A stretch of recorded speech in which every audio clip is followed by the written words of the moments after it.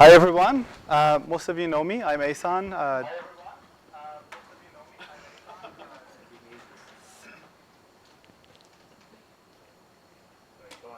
right. So most of you know me. I'm Asan. I'm a senior data scientist at RBC. My background is in NLP, deep learning, and machine vision. And I'm very excited to talk about this work. GPT2 has certainly created a lot of controversy recently, and hopefully we're going to address most of it today. This is top of the work, which is more about implementation and application rather than theory. So it's going to be very discussion heavy.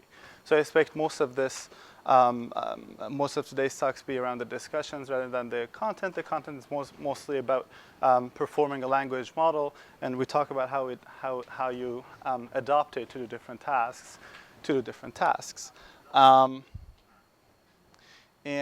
Okay, yeah, this works from OpenAI by Alec Radford and colleagues. Okay, so let's do a summary. This could be the most important slide. So a lot of NLP tasks are supervised. So most of them use pre-training, right? So basically, this is the routine you go through when you want to train an NLP algorithm. You most likely do transfer learning a lot of times from embeddings that are already have been already trained on very large corpora, and then you start a lot of times your sequence-to-sequence model that forms some understanding of the input and forms some understanding of the output. So that's across the board useful for summarization, machine translation, and a lot of other tasks, right? Some of them are half of the architecture, so they just have an encoder and output some class, right? Anyhow, so there are tasks that this work addresses: summarization, question answering, reading comprehension, machine translation. So mostly the big chunk of the task is performed when you apply your specific architecture designed for the specific task as a supervised algorithm. So you look at, for question answering, you have questions and you have answers. For summarization, you have articles and then you have summaries. For machine translation, you have a statement, a sentence in one language, and or a text in another language. And you train on them, and then you validate and test on unseen data. For reading comprehension, you have articles, and then you have questions, and you may select from answers, or there could be closed tests. You may select from. You may be asked to fill in a specific slot in an answer given the article. Okay, so the idea here is, can language modeling be utilized for these tasks? So nothing else, just a language model. We'll see what a language model is in a second. But we don't want to train any for any specific task. We don't want to have, we want to have a generalizable model that can be applied to multiple tasks, right? And the advantage that they describe to this is that a lot of the algorithms and architectures are already in place. They only do one task, and so these tasks separately perform well, but don't really talk to each other, and arguably not always they can generalize well. And we'll see that a lot of times. Sometimes training and tests could overlap from the language modeling perspective. But anyhow, yeah. So we want to implement zero-shot learning with implicit supervision. So we don't explicitly train our language model. Language model only sees text and wants to generate text, right? Or at least that's what they argue. And as opposed to, here's a few translations from French to English, for example, or article, and here's a summary. Looking at the article, learn to generate this summary given a specific score, right? So you don't have multiple objective functions. You only have one to generate the text, right? And so the capacity of the model is the model that they trained has a log linear relationship with the performance of the tasks. So basically, you increase the capacity, increase the number of parameters, As a result, you in a log linear manner, you increase the performance on each tasks. And their largest model is 125 billion parameters transformer. A quick comparison, if I'm not mistaken, number of neurons in a person's head is 100 billion, and the number of connections is about 100 trillion, which is probably, I think, 1,000 times bigger than the number of stars in our galaxy. Just fun fact. So humans use even more parameters than what's used here, right? For a lot of these tasks. Yeah, so the argument against the previous methods, as mentioned, is that they don't generalize as well. We want to have some. It's time to have something more intelligent, and I agree. Okay. Okay, so brief advantage of the model. State-of-the-art LM. 7 out of 8 language modeling test sort of test sets they've tested on were outperformed by these models. It underfits WebText. So WebText is a text, we go a little bit in detail about it, is a text they created, could be one of the biggest contributions of the paper. It's just they created this very big corpus where you can train your language model. It's still iterating. Well, at the time that they wrote the paper, it was still iterating and was still improving. So it hasn't fully converged yet. It's still learning. Okay, it can generate coherent text. And if you've seen the paper, at the end of the paper, you see a lot of examples of the text it generates. I agree, it is coherent. It misinforms you, like it messes with the facts, but it is coherent. Zero-shot learning, we'll get to that mostly in the discussion, but it's basically the idea that you train something with no training instances, with no specific explicit instance of what a translation is. Arguably, this work can generate the answer or tackle the task. And transfer learning, a big chunk of it still. So you train language model, it's kind of task transfer. You train it for some other task, but it can perform other things, right? Okay, so this is basically what a language model is. Very, very simple. You have, you'd like to generate a word, S sub n, or token of any nature, and then you have a sequence of S1 to Sn minus 1 as a history. So given that, you want to generate that. And usually the probability of, if you assume independence, the probability of your entire string is just a multiplication of all these probabilities, right? So ordinary language models, if you could scroll a little bit up, it would be great. So ordinary language models take input, which would be the history, the sequence, and then output something, right?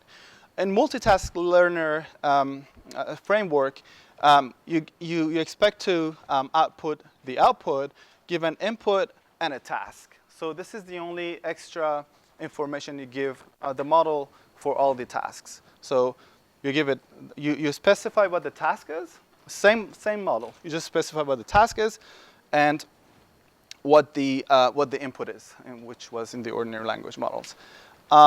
So a machine translation example would be translate something. So like this tuple of translate to French, English text, French text. Reading comprehension example, answer the question. Here's a document. Here's a question. Give me the answer.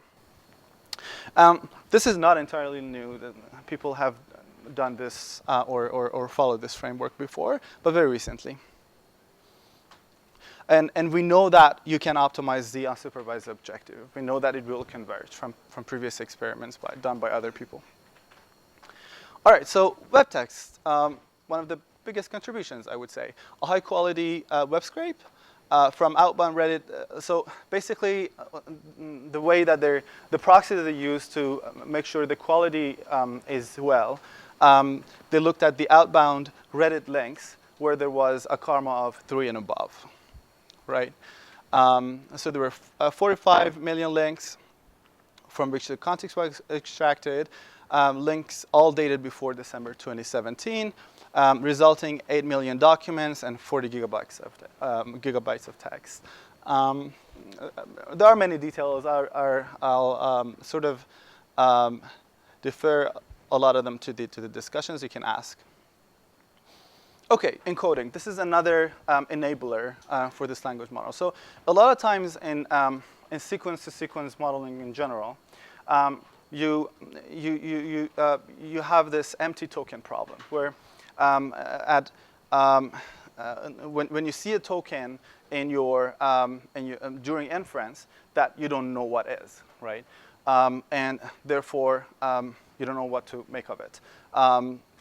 Or worse, you want to generate something, but you don't know, and that would still be empty token. But mostly during encoding, you face that. So a token that's not in your vocabulary, you can't encode or decode, right? So you can't do that. Previous approaches, what they did. So again, just to clarify, so you've been trained on maybe an entire web, but still there are words that may not have occurred in your training, right? So during inference, you may be given that new word. It's new to you. So what do you want to do with it? Like, do you want to translate? You have no idea what it is, right? And there are a few approaches for that problem. So one is, the simpler one is just you just generate an empty or treat it as an empty token, right?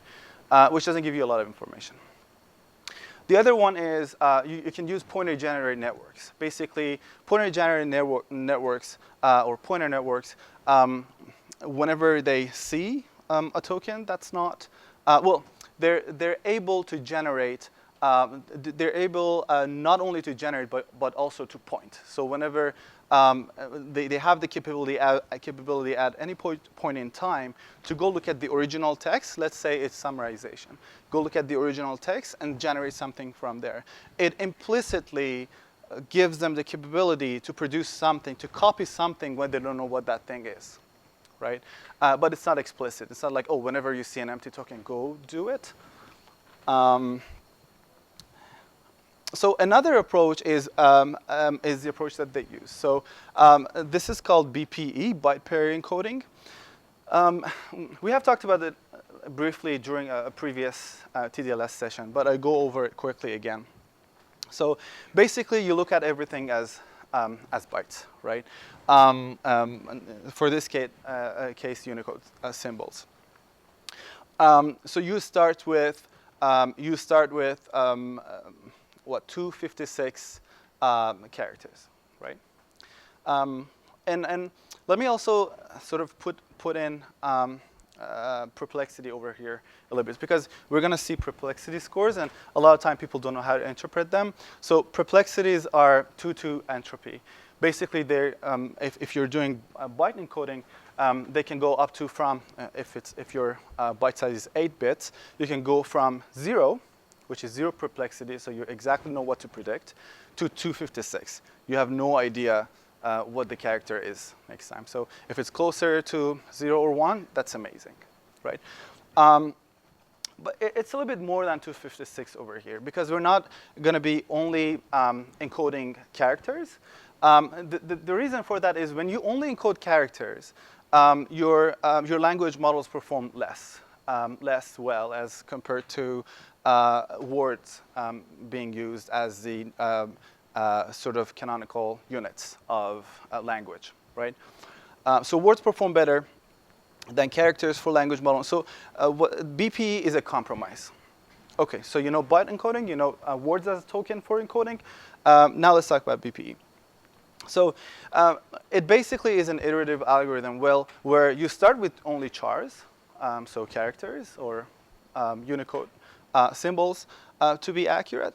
And then you look at most frequent, say, bigram of those chars. And then you add them to your vocabulary, right? You keep adding it, given a hyperparameter, you keep adding it until you have a very big vocabulary. I think the vocabulary size will be from 256. Unicode will be something around 50,000, right? Which is similar if you wanted to do word token encoding. But this gives you the power not to care about words that you don't know, because more often than not, you have either some trigram or n-gram of those words already in your vocabulary, and you can put two together and again and sort of parse that word, know what that word is. So that's it. It is a huge generative power. Anything I want to add here? No, that's about it. But it's important.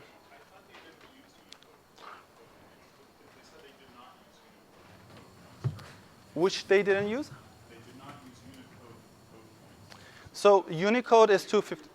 Oh, okay, sure. So the question is, I thought they didn't use Unicode encoding. So they use.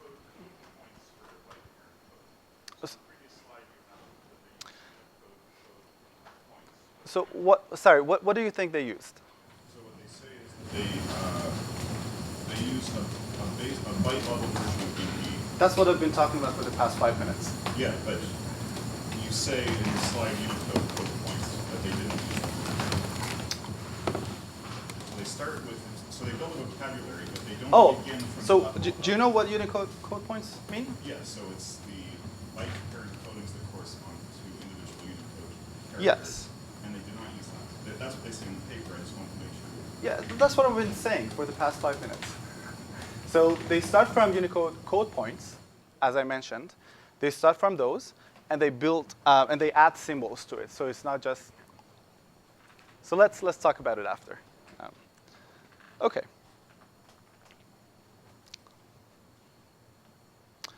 Okay. So model modification. So very quickly, this work isn't heavy really on the algorithm side, if you may. It's mostly a few modifications to the original GPT model. Basically, they moved the layer normalization to the input of each subblock. They added an additional layer norm after the final self-attention block. And they they modified the initializations to sort of factor in the fact that when you have a deeper network, you sort of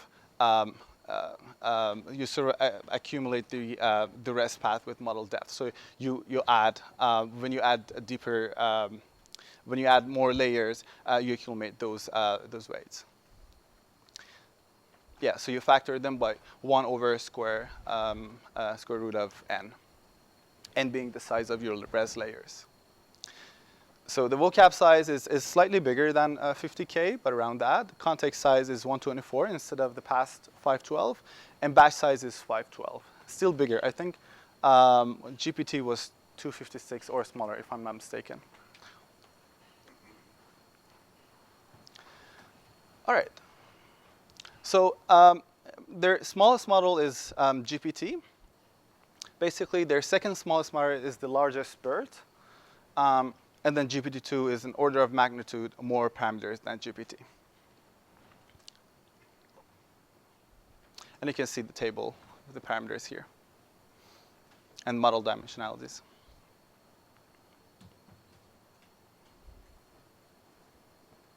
All right. Okay. Yeah. So for this summarizer, I handpicked a couple of these tasks, and then we have, in general, all the tasks together. We're going to look at the results, and then in the discussions, I expect to have more in-depth discussion about the tasks. And, but a basic overview: a couple of tasks they performed really well. Some of them they sort of approached state of the art. Some of them. They did not approach state of the art, but they were better than other unsupervised methods.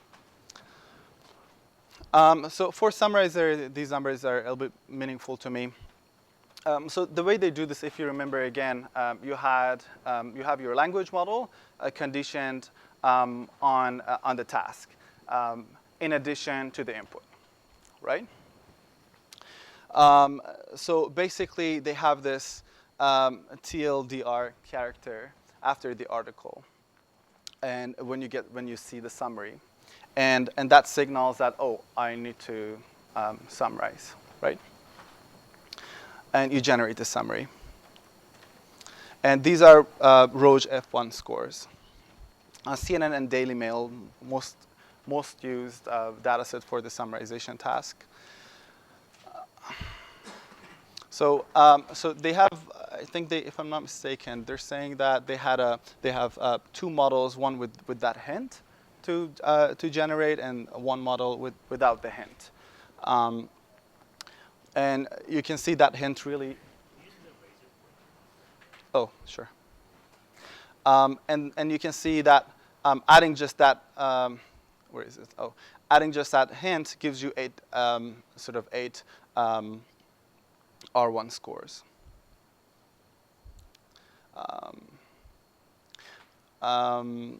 It's still, so I think it's on the order of like 40 to up to like 50 for F scores for the current state of the art summarization tasks.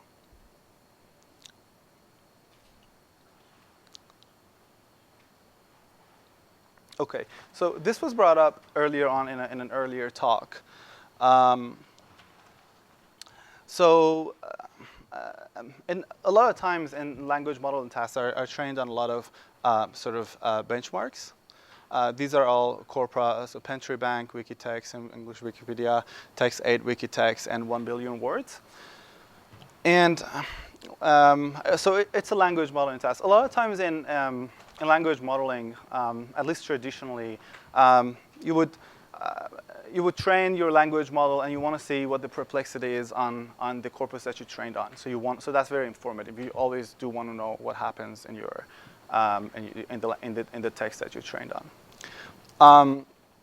Obviously, it's great if you can predict the perplexity. If you have good perplexity for the text that you haven't trained on, that means your language model is more generalizing, right?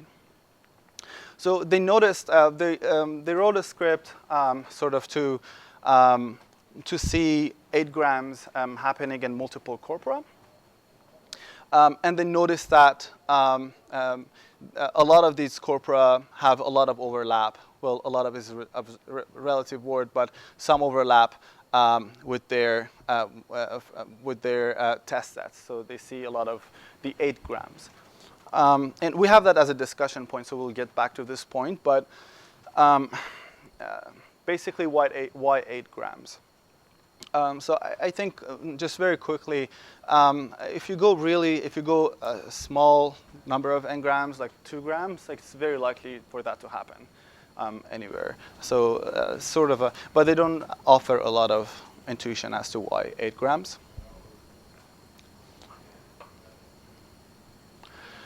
So this is the across-the-board performance of the models on these multiple tasks.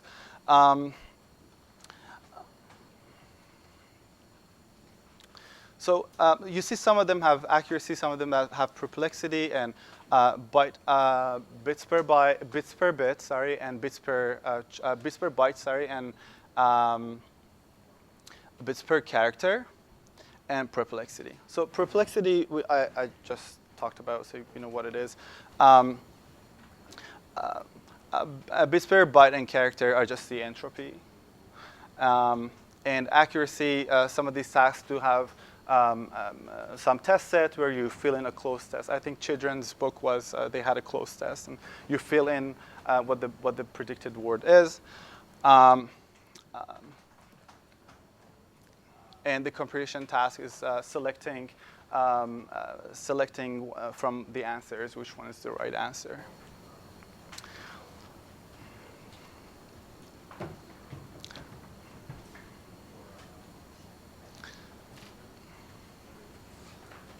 And they compare with the state of the art. They beat most of the language modeling scores anyways.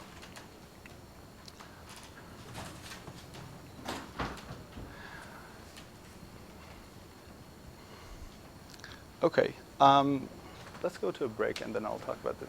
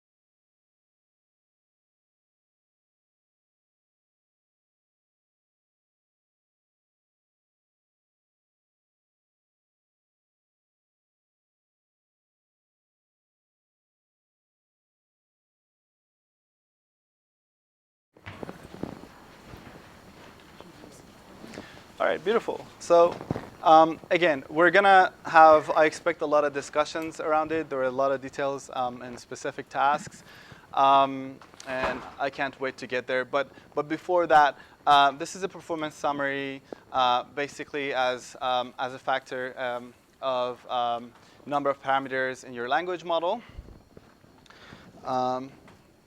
For multiple tasks. So the reading comprehension task, translation task, summarization, and question answering. And you can see it just keeps getting better. It just keeps learning. This is a lot in here a little bit, but this is still improving. And again, as of now, it's still, well, as of when they wrote the paper, it was still improving. So, and that's great. And just the fact that you can build a general language model and employ it for multiple tasks without changing the objective function or a lot of task-specific architectural sort of manipulation is just amazing. And I think that's the concept has been there before, but I think that the importance of this paper is it's getting there. It's working better. It's better than before, right? So. Oh, it's even worse. Okay. Let me do this. Okay. All right. So yeah. Okay. So let's get to the discussions. You know what? I don't want to show this yet. So let's talk about the first thing that comes to mind. So this work has received a lot of publicity. So people being afraid of AI even more so than before.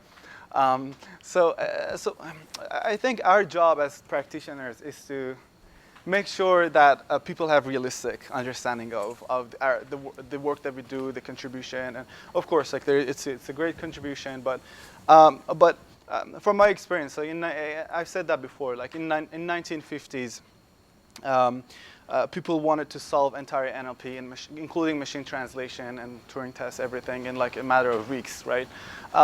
It took them a couple of years, and then they were shut down because of non-sort of ideal results, right? And they were approaching it from a rule-based perspective, right? And that can somehow damage the field because we can easily get somewhere where we're like, oh, but I thought this was solved, but you're still working on it, right? So my main discussion point is actually Florian just reminded me. Is it actually dangerous? So what's dangerous about it? How, or even better said, how far is it from what we have so far, right?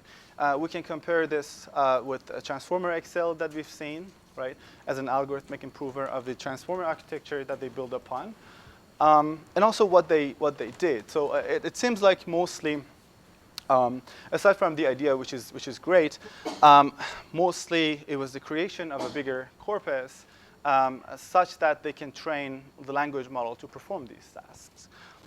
So that's my idea. Again, at any point, please interrupt, and I would like to have the discussion.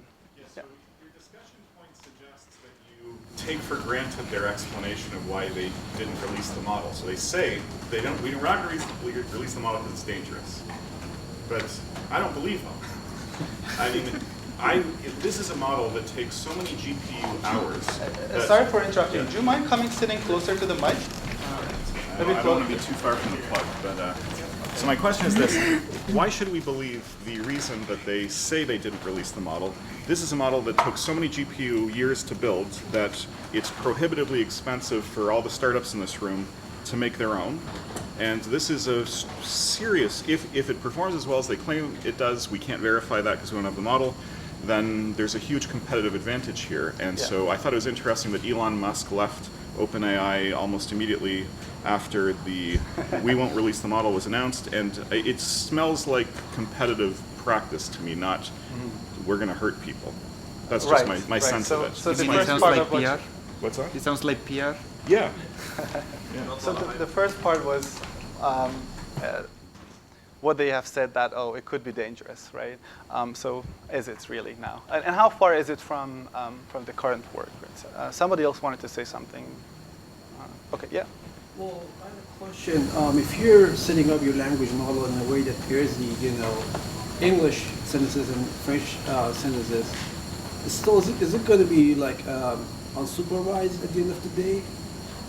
I mean, Very good question, actually. Or is it zero shot? yeah. Right? I mean, That's my that's one of the I believe that's one of the discussion points. yeah, the first one actually.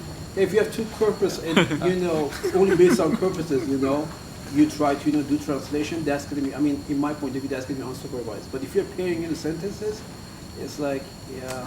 Yeah, I mean, it still amazes me that purely with the language model, you can generate translation of this with just a small hint. Oh, this is the translation task. That's just a hint, right? And the fact that you train one model, you have one model, that helps a lot of DevOps team in any organization you are, right? There is just one model, use it for all these tasks. That's amazing, and this is a new direction, so it sort of emphasizes this new direction, which it's come up I think in 2018. So people have been working on it, but I think the significance of this work is that they're doing better. So we can do even better, and it's significantly better, outperforming a lot of unsupervised, which didn't perform well to begin with, and sometimes some supervised methods, or getting closer to supervised methods. So that's meaningful. But yeah, I have trouble with the zero shot. So like one-shot learning is give one example, then expect it to work, right? And then zero shot is supposedly zero examples, right? But in so all the text has been built. I get to in a second. Has been built such that so for example, with a summarizer, you go through the article, you have a hint, and then you have your the summary of the text. So you kind of, I mean, yes, the objective function is still to generate the next word, right? But you are seeing, you have a hint. You are seeing. Sort of the summary, right? It's not that you're not seeing it at all. So yeah, I just wanted to get back to Yeah, I was just going to use that example because it was clear when they showed that when they had the hint too long didn't read. In its WebText, that's usually going to signify that there's a summary coming after. So it's not explicitly like zero shot, but implicitly there is some examples going on just from the massive data set. Yeah. It was clear from the too long didn't read part that gives a big hint. Yeah. Yeah. I was just curious about that. So I guess those examples were in the corpus, right? It was the TLDR. It was Reddit, so probably everyone. Yeah. But then when they're like repurposing it for summarization, would they like put in a TLDR to give it a hint? Is that explicitly insert one so that it knows to summarize? I believe so. That's my understanding. If anybody else has anything. I thought they also combined their web script data with other data sets. So you have also other challenge data sets. So they have the training data and the test data, right? Mm-hmm. And in the training data, if it's Reddit, often they have the TLDR tag, right? But then in the test set or the corpus, they test the thing like the global mail or whatever, there's TLDR is missing, right? Yeah. Right. So there you have just the input and the output. And they just added the TLDR part, I would presume. Right, yeah, it makes sense. Because then supposedly the model learned to summarize the previous text when it sees TLDR. Yeah. But It learns what kinds of patterns happen after the TDLS. Yeah. So Ajan was with me talking about this in the break, and have to agree, like, about the zero-shot learning, right? It saw the problem before. So ideally, they would learn on all the other problems, and leave just like I learn on the question-answer pair, on the translation, on those text prediction, and I leave the summary, all the summary data points I would leave out, and then I see how well do I perform doing a summary. Then I would call it a zero-shot learning. But it seems to be they learn on everything and then predict. Yeah. So more like a multitask learning than zero-shot learning seems a little bit of a stretch, at least in my opinion. But it is definitely multitask learning. Another bit of detail that I forgot to say was that they use this sort of sampling method as opposed to beam search for generation, which kind of amazed me. And it's been argued in previous articles, and now I want to go back and see that article too. that it performed better in some of the tasks. I don't remember which task it was. But basically the difference is that instead of performing beam search, if you want to know beam search, go look at one of our videos. Instead of performing beam search to look at the most likely sequence of items that you're generating, they look at the top K probabilities of the next word. So it's a language model. All it's doing is for the next word. And then just randomly sample one of those top Ks. And then you move to the next word, or a token, which is those 50K symbols, right? Or Unicode, not Unicode, whatever it was. So those symbols. And then you generate the next one. Now you generated this. Now you move to the next one, given the one that you generated as history and the rest of it, right? To me, it seems very efficient, and it apparently performs better. So the other thing is, how do you think it compares with BERT or Microsoft Multitask Deep Neural Networks for Natural Language Understanding? That's the title of that paper. Any ideas, thoughts? There has been comparisons like parameter size in the paper, but what do you think?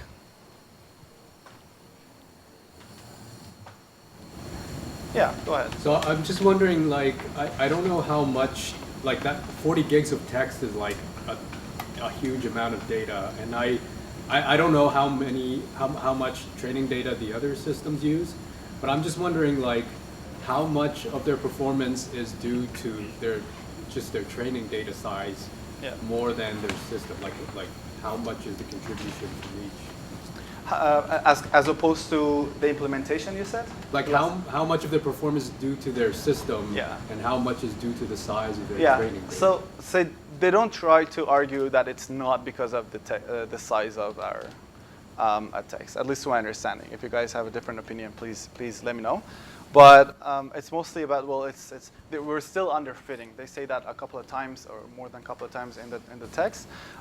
What it means that is there's still more data and more capacity for our network to learn. By the way, the way they do that is like they compare the performance of the training set and their test or validation set, and they see that both are getting better by iterations. So yeah, that's a good point. It's a lot of data. Transformer networks have a lot of capacity. Yeah. So GPT2. Okay. Hello. So there's a question from online.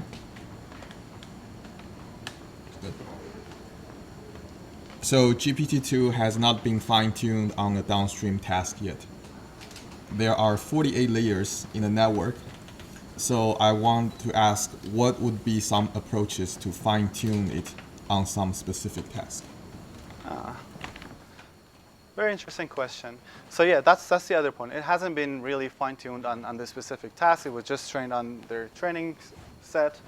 That included a lot of these tasks implicitly. Yeah, you seem to have thoughts on it. So the original GPT had this kind of language model part and the fine-tuning part. So the fine-tuning part was just another attention layer on top of their multi-layer attention model. So if you want to fine-tune it for each individual task, you just put an attention layer behind those attention layers. Yeah. And that's maybe the reason. So we were speculating a little bit. So if this would improve the performance of the model significantly, then it would also do really well on those supervised tasks like translation, summarization, where they didn't do that well, and they say, okay, we put this kind of fine-tuning and now we beat every NLP model there is. They would have done it for this paper. So my question would be rather, why didn't they do it? So either it doesn't work, or they want to be secretive about it, they don't want people to know it. It's too dangerous. Or it's too dangerous, right? or it doesn't work, right? If I could write a paper and say, okay, I made the state-of-the-art NLP model in every task possible, I would definitely push for publication, right? Yes, in Nature. preferably. Yeah, I mean, the GPT-1 paper really demonstrated convincingly that fine-tuning would take them well beyond state-of-the-art for all these tasks. And so they did all that work to take the earlier transformer generative pre-training model, fine-tune it, and I think they assume the reader will know that first paper and take their word that it'll similarly perform very, very well. So just to repeat, the comment was that in the first paper they did work a lot on the fine-tuning side of it, so they just assumed that the people know about that work. And this paper, to be honest, worked mostly on I think one of the premises of the paper was that we don't want to fine-tune. We just want to have a multitask general learner. But yeah, it's a great point. So to fine-tune, usually we just add an extra layer of whatever our architecture is. And mostly before transformer networks is just another fully connected layer, because that will feed to your softmax and then helps your predictions. Here you just add another attention layer, as pointed out by Florian. So we noticed that there has been, it was pointed out there has been certain cutoffs during the paper. Some points aren't really elaborated in the paper, and some points are pointed to, go and look at this or that paper. One thing that wasn't really elaborated on was this 8 grams, where you compare the how much overlap there are in the training and test set. So they don't provide any reason as to why 8 grams. I can see that if it's very small, like bigram or trigrams, you will see a lot of overlap, because we say things that are similar to each other and may just differ from this other person, the things that I say, in like a couple of words. But if there are thoughts, please point out. Also, the reasons behind their implementational modifications of the GPT2, adding those one of them they do describe where they weight according to the depth of the residuals. They do mention that. They do mention why, and kind of is apparent. But there are some modifications. Adding the normalization on top of the layer isn't immediately observable.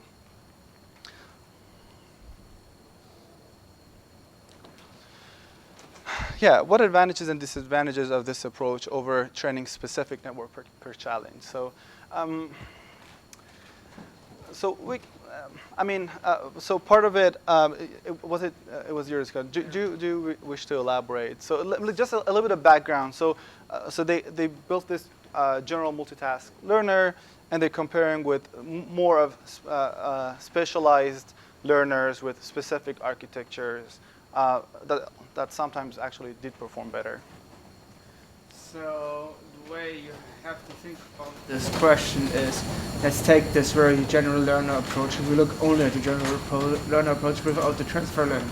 So if you look at all the image classification problems where transfer learning was used very extensively, you see that there took like maybe a very supervised trained model in one problem and do transfer learning for another problem, image problem, and it worked really well. And on the other hand, we see often that there are special neural networks for trained and designed for a specific problem tend to be the state of the art for many problems, even in this paper. So my question was, okay, now they have this kind of general learning model, but it can only be used for this kind of next word prediction, but not really to generate some real service, right? Translation or summarization, for example. Right. Yeah, so it was a time where in machine learning and NLP, you relied heavily on language models. So in speech recognition system, you had your acoustic model, your language model, and then your dictionary or triphones, and then you would predict. You would recognize the speech that's being said. But we've moved away from it. We usually now a lot of best performing systems are now end-to-end, so both for summarization and machine translation systems. Sometimes some tricks are used or some heuristics are used, but mostly it's end-to-end neural nets. But I mean, in their defense, I think it's just a step towards a multitask learning in NLP. And if we can sort of get rid of all these different haphazard objective functions and architectures and have just one, why not? So it's a valid area of research. And the other thing that I kind of glossed over was that they used, a lot of time when they use these entropy scores, they use bits per bit or byte, is it? One of those. And bits per character, right? So that should be byte, bits per byte, and bits per character. And in some of the work, there seem to be differences in opinion. So like it is not bits per byte, or it is. But I think ultimately it boils down to the character, because and then whether you use the byte or use the character is going to be the character for the task language modeling. So it kind of confused me why why the difference even exists, right? If you have thoughts on it, please add. But yeah, so I think the consensus in this room is that it's not dangerous yet. But,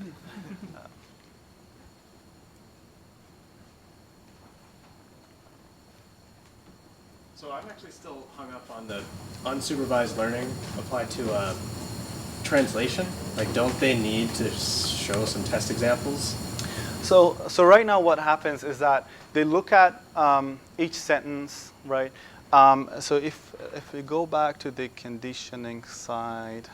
Is the training corpus multilingual? Yeah.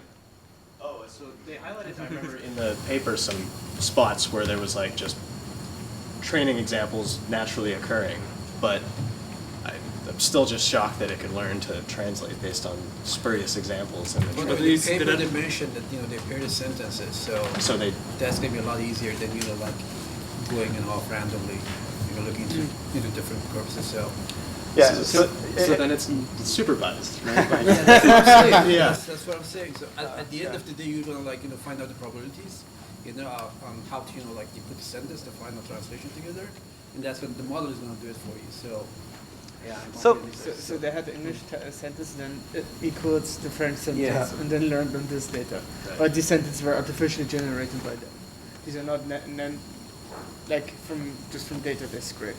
I see. Well, I think it's a language model, right? Like you have your bigram, trigrams, everything, and they're all matching, right? Is that they're pairing? I don't think there are explicit matches. You have your French model and also your English language model. Yeah. And you understand, if you're having this trigram, Yeah. at this location, it's going to match, the other. So my understanding was that there is just one language model across the board for all these tasks, right? And then so if you look at these sort of tuples, you get, this is a task, translate to French, this is the English text, and this is the French text. So from my understanding, if it's a language model, it should immediately follow. So they may have a hint as to, now translate, right, as we've seen earlier. So all it's doing is just generating the next word. It's just that it does have that hint and also has the language model's objective function, as opposed to the translation objective score. Like it does, there is no blue score or row score for the summarization task. But they computed the blue score, right? Yeah, but like yes, they showed blue scores for evaluation and comparison with other models. Okay. But the model doesn't rely on blue score for learning, for example. Deep learning is like, Yeah, or any other objective functions. These objective functions do change across models, across architectures, and across tasks, right? But they're using only one objective function, which is generate the next word. So for the translation, all it says that, this is a translation task. It's a condition upon it. There is a hint. So now I need to start translating, and I'll see that after this hint, whatever I say in English, I'm receiving penalties for them, right? So now let's do French, for example, and it can do all of those, right? On a high level. We have 2 questions from Reddit. Yeah. Number one, maybe you have already covered this in the beginning. Are there any major architectural changes to the transformer arrangement they used in the first GPT? Yeah, great and they're question. talking about the first GPT. So did they just train it on a different or bigger data set? For the most part, yes. For the most part, it's being trained. It performs better because of being trained on a very big data set and also a very specific data set. So this WebText has hints as to, oh, I need to translate now. I need to summarize now. So it's a little bit different than normal just language model data set with a little bit of difference there. But the basic differences here are the layer normalization has moved to the input of each subblocks.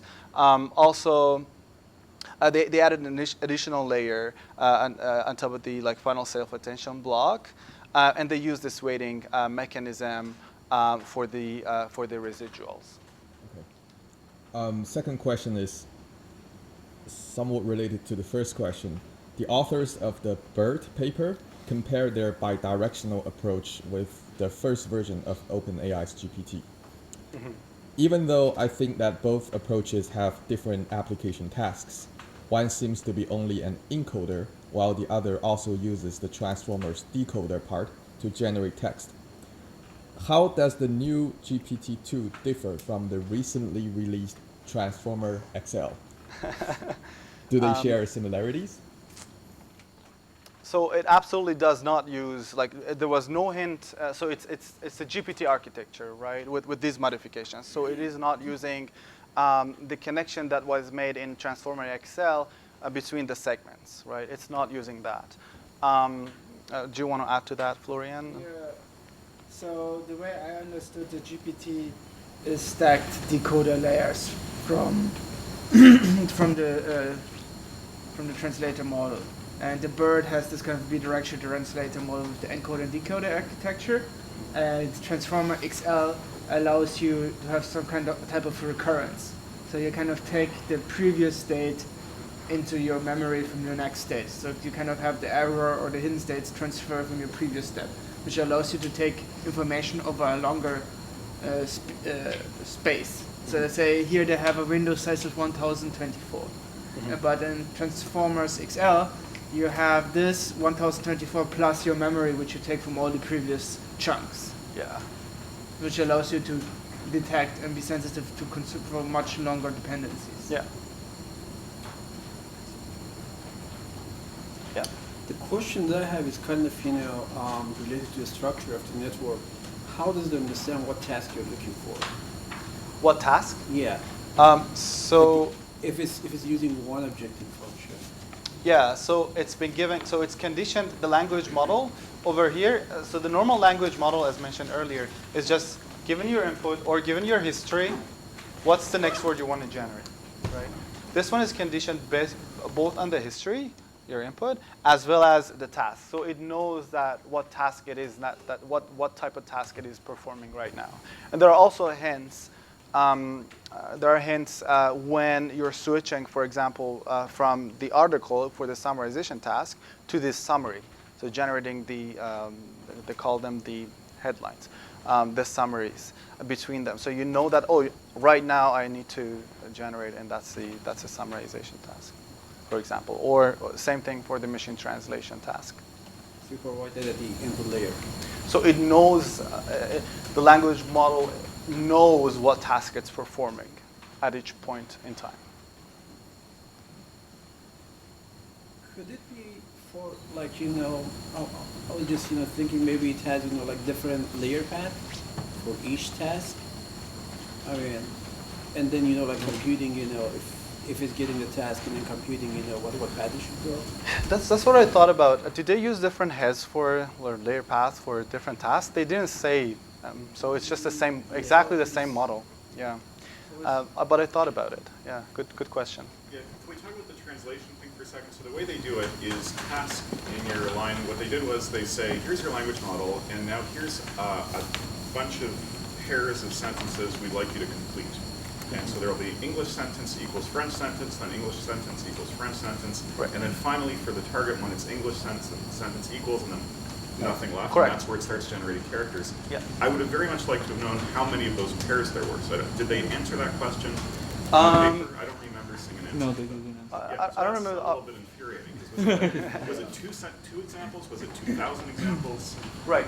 I assume a lot, but because that's their corporate, right? And yes, that equal sign, for example, would hint that this is a translation task. So you need to now switch to whatever the heck the next language is.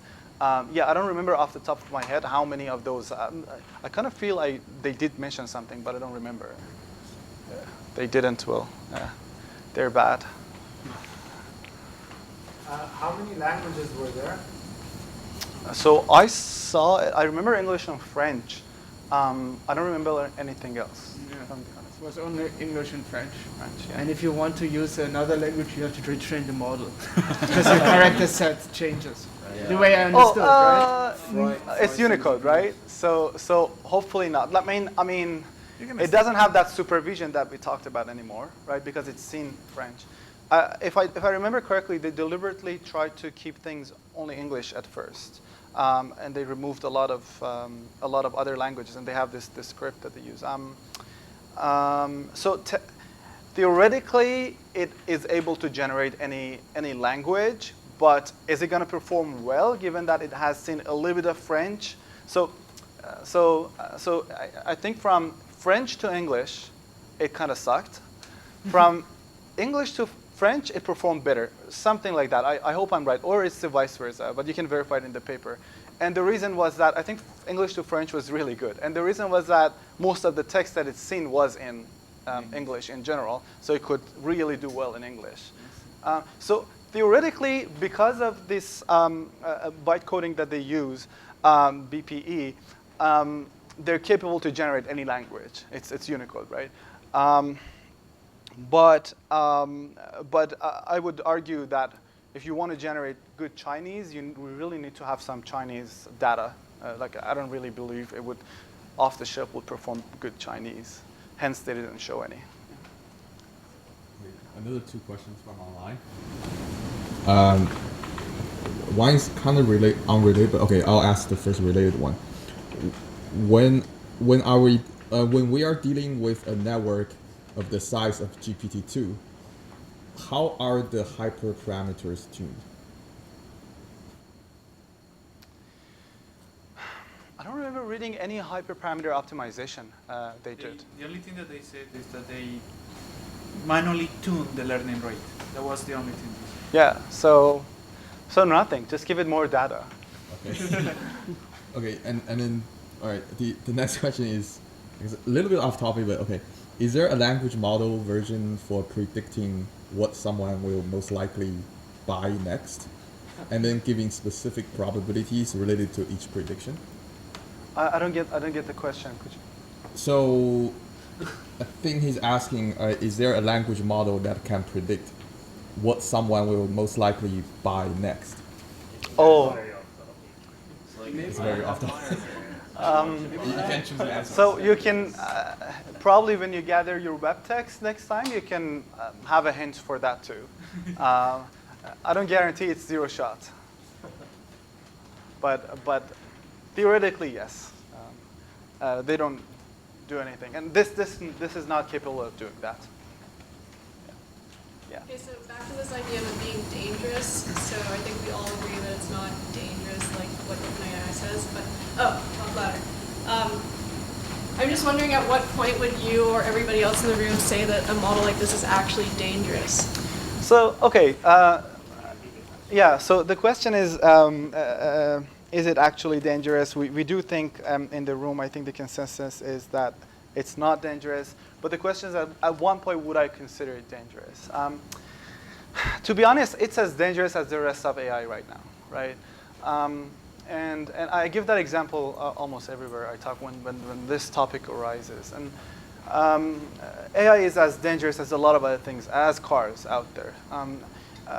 If you're not responsible with using it, or intentionally irresponsible when using it, you're going to hurt people or things or democracies. Let me just add one thought. I just want to add this thought.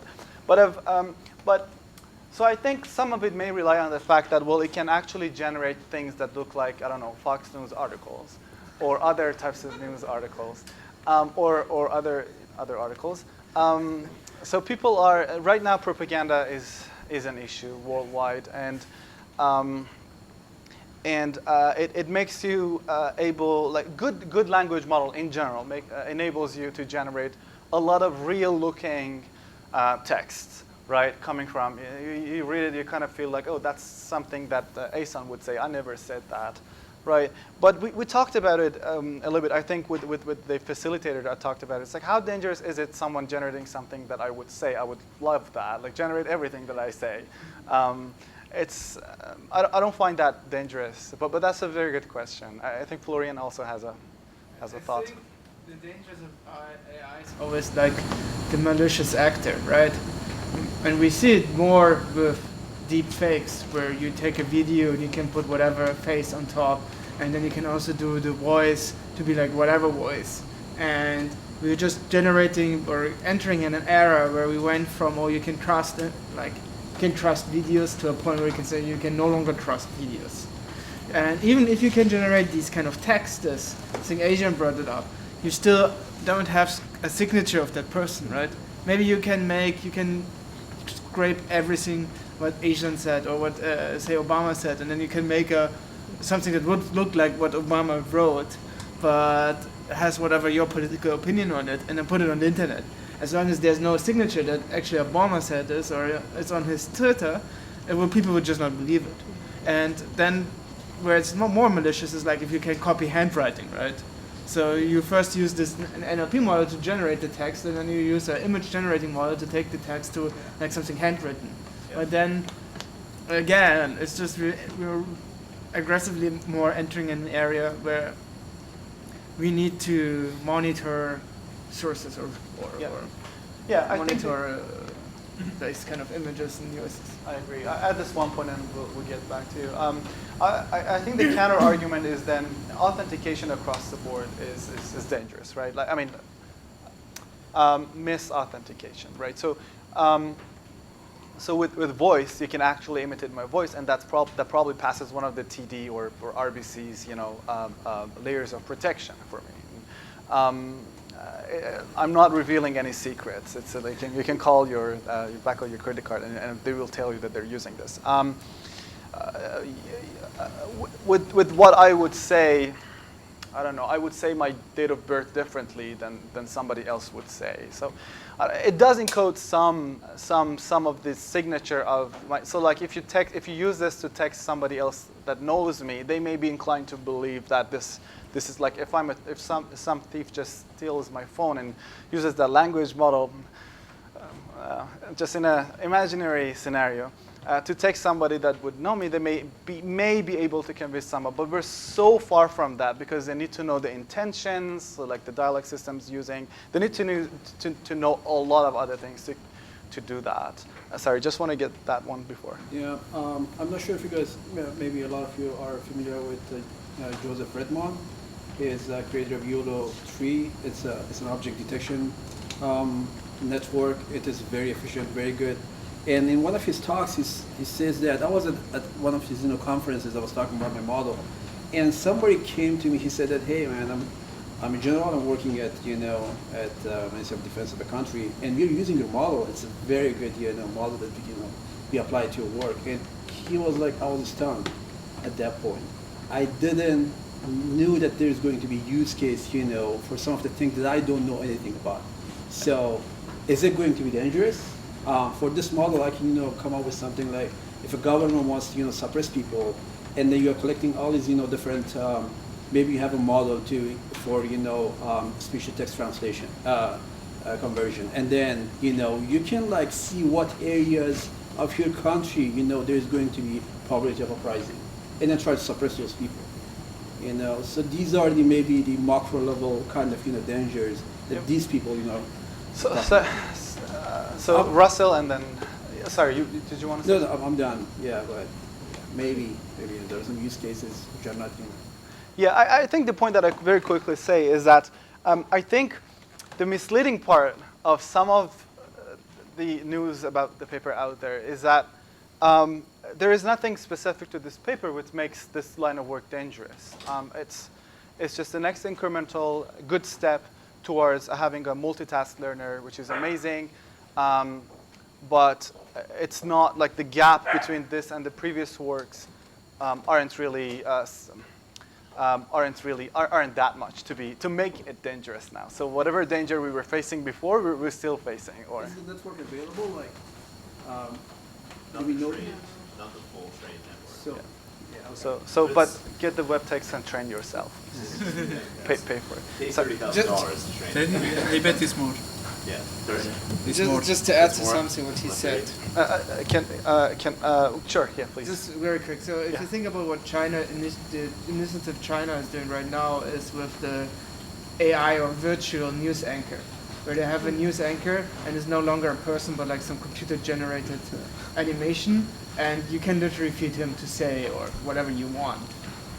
So Interesting. in that point, I can start to see where the danger can come from these models. the moral of the whole story. Yeah. So Russell, and then Oh, Oh, I had it. Might be. so then. Oh, I had my hand up. Might be. Oh, I was confusing it too. Okay, Yeah, sorry. that's awful. So the way I see it is like, what happens to the economics of writing when the marginal cost of creating content is zero, right? Like, what happens to journalism, to every profession that relies on writing? But also, one of the biggest expenses associated with having like bots, having people like write fake comments on news articles or try to sway opinion is the cost of having humans typing with fingers to make news articles. Sure. If I can create text that has a coherence length that's as long as or longer than the average comment, reasonably reliably, like the marginal cost of flooding news articles with comments goes to zero. So we should expect to see stuff like that happen. I agree, and I'm pretty sure that it's been happening so far. Like propaganda The isn't. kinds of comments you see on some of these news stories, like And the rate of those comments being written, I'm super like I'm no human. I don't know. It's just a lot of. I'm sure it's being used, and now good for them. They can use better models now for those purposes. Yeah, so I agree with that last comment. So I've been really working through, okay, maybe it is dangerous. The sock puppet thing seriously worries me. And so, like I run a blog and spam bots try to infect my site with SQL injections where they'll submit a comment to my WordPress and it's obviously bot generated and I click spam and off it goes. But if I'm now flooded, how can I effectively control the comments on a blog post that I've posted? So that's one use case is, WordPress SQL injection attacks through comments. Another one is, let's say you want to get some article to rise, like some super awful right-wing nutty article. You can flip, so your sock puppets don't have to be people working in some, warehouse somewhere. It can just be, you can actually get your botnet to each run an instance of the model and off they go posting things. I think that's very insightful. Yeah, that goes aligned with what Ed just said. So it can definitely be used for propaganda, but I think what I want to emphasize is that so can Transformer Excel, so can Transformer networks. They've been producing really good coherent text, right? And language modeling is really better. Right back in the day when I started learning language modeling, it could at best produce rubbish. I mean, as a really coherent text, right? It would easily lose coherence the third line you go, right? This is a broader context, so much more quality. I agree that it can be used for propaganda, and I'm sure it's being used at the moment. can you for legitimate journalism? Like, Yeah. So about that point, just very quickly, against journalism in general. for legitimate journalism. For legitimate, yeah. So that's exactly my point. So, if we use AI properly, right? Similar to most of the technology that we used in the past, if You're thinking it in the wrong way. Like a good journalist will do the interviews, will collect the facts, will have everything ready. Now he just gives all the facts, all the content to the AI. The AI writes the nice article and posts it. He's simplifying his job or her job instead of like taking over. yeah. So it can. I'd say it can go both ways. So like you can think of it, and I'm going to address it very quickly. You can think of it as, oh, it's going to take my job away, but not really. So what has happened in the past, like I give also this example, a long time ago, I don't remember the dates anymore, but people were dying in UK because lack of food. But with the age of, with the industrial age, we can now produce potatoes so much and so fast, then everybody can live, right? So that if we use it properly, any technology, not just this or AI, then hopefully we move towards a prosperous society, which is great. But if you use it badly, like we have atomic bomb, like a lot of people have, it's just one misuse and then, yeah. Maybe it's impossible to use these language models to counteract these spam bots, because like you could potentially have a language model that could tell the difference, right? Maybe, I don't know. Ultimately, the fraud, the fraud can become so good that it always wins. Like the fraud can be. There's no law that says the fraud has to be distinguishable from a person, right? Right. In the limit of an ideal fraud. So same with any other technology out there. Web, black hat, white hat, hackers. Like they're everywhere. It's not like there is no 100% guarantee that a thief wouldn't steal your car. There is no 100%. If they actually want to, they will, and they may or may not face the cost of doing so. So, but I would say both security in the area, as with GANs, security is really now an active area of research. In language models, security will go hand in hand. That's weird to say, hand in hand with the threats that arise from it. Perham, and then. I would have some comments about the discussions that we have. First of all, thank you for the presentation. What I think is that, for example, the endpoints that they would somehow substitute to journalism, that sort of thing, I guess they're right now providing some words based on the context that they had. They don't have the power to think logically. That is, that they cannot find out. They just, one of the tasks that they do is translation. So they query, like, from the previous thinking, the previous knowledge that they have. But the good point is that they query it in a way that is efficient as possible to search this whole through this architecture that they have.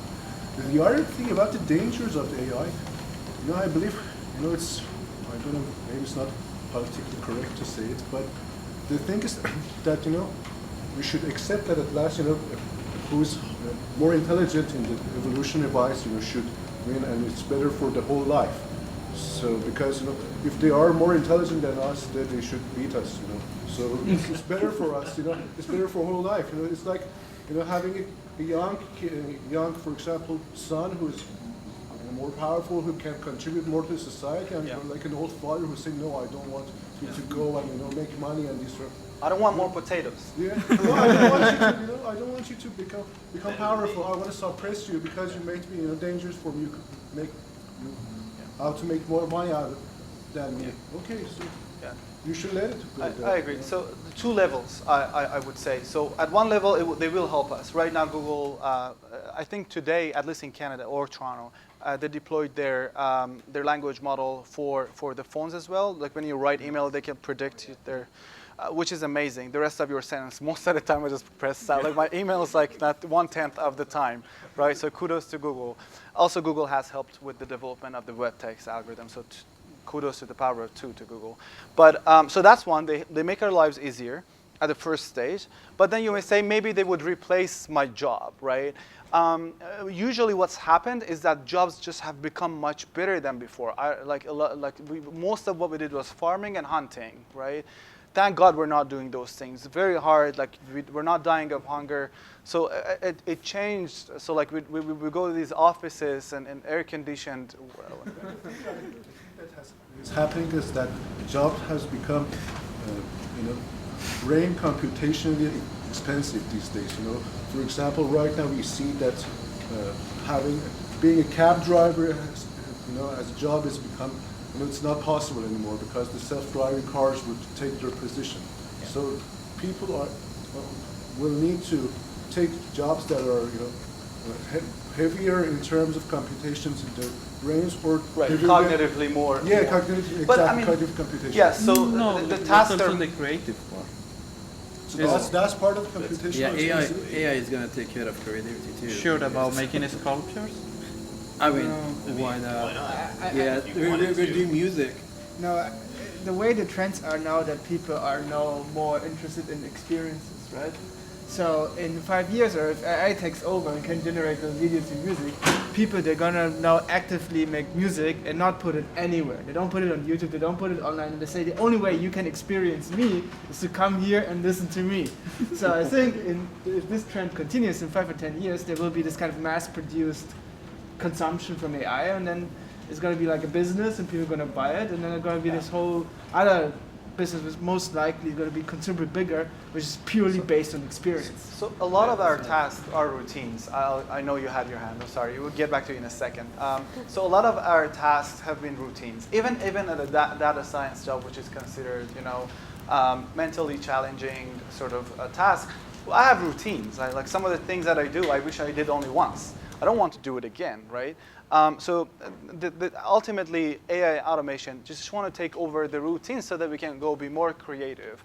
And hopefully they can also help us with the creativity using these language models. Sorry, you want to? Just on this particular topic, I think by the time it gets to the point where, say, only the geniuses will be able to do productive work because AI has automated every single simpleton job out there, I think by that time they'll be able to genetically modify humans themselves. That's a very good possibility that kind of gets ignored. It is like there is so much going on in the outer world we have zero idea about. Like, back to is this dangerous or not? My thought is, well, I kind of think the fake news thing is a bit overhyped. Now, if that's not the case, and it is a very useful tool for propaganda destabilizing governments, well, who would make the most use of that is other governments. The US, Russia, they've been destabilizing governments for, I guess, the last century. So if that is the case, it's a very useful tool. Well, they have the resources to easily reproduce this. It's not like US or Russia doesn't have data centers that they could easily retrain this model and put it to work, right? So that danger is there. They've released the IP. This is how to do it. This is the architecture. They didn't release the 6.2 gigabyte file of the weights. So what? People that would want to make use of this technology can easily reproduce it. Yeah, and we can. It's not like we're defenseless. We can always, have counter. Yeah, the market can provide more solutions, right? It's like the same thing you mentioned, faking someone's handwriting. Yeah. Well, the moment that it's possible that your handwriting can be faked, then immediately you lose credibility anyways, because it's like fingerprints, for example. If fingerprints were no longer unique, then it would only be hanged on to as something that could prove you're guilty or not. Yeah. So the authentication and security is always improving. Yeah, it's a cat and mouse game. Yeah. By the way, the pre-trained model is available via PyTorch pre-trained BERT library, so we do have that pre-trained. Oh, but it's the minor model, right? Yeah, They released the that's small the version. minor. I mean, still, I would use that for most of my tasks. I don't have the computation to use bigger models or to train bigger models. I want to bring the conversation back to this paper. It's getting slightly too philosophical, but can you sort of wrap up, the takeaways from the paper, and what is the major contribution, and what are some of the open questions that are Yeah, absolutely. So the things that we discussed were some of the open questions. So why would you use 8 grams as the cutoff when you're comparing how much training data has leaked into your test sets?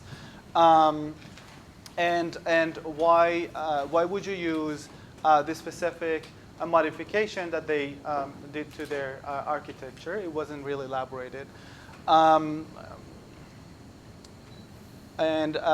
So what is it that, so another one would be that what is it that we should do to make it perform better to our language model's architecture actually next to a transformer XL, which I think was great. Because I think the biggest issue with these networks is that I wouldn't use it networks at least right now because they're really computationally intensive for the gain that they give me. So I would still use LSTMs or other types of RNNs. How we can, is it really necessary to have self-attention at each token? Is there any way we can do better with the computation and get a comparable sort of performance? The highlights of the paper, I think, would be here. So you basically train only a language model, arguably unsupervised, but I mean, there is a hint there and you see what you're generating. So that's why I say arguably. And then you tackle a wide range of tasks, some of them okay, a couple of them good, and a lot of them not well. So the other difference that this model has is the number of parameters that it's using. 1.5 billion is just a lot of parameters. I wouldn't have imagined this, like, I don't know, 10 years ago. And the other thing is it's still learning. So some of the learning curves are still, so the capacity hasn't been reached, right? It's still learning. Given the number of parameters, it just keeps learning. They don't really plateau. This one did, but the other point.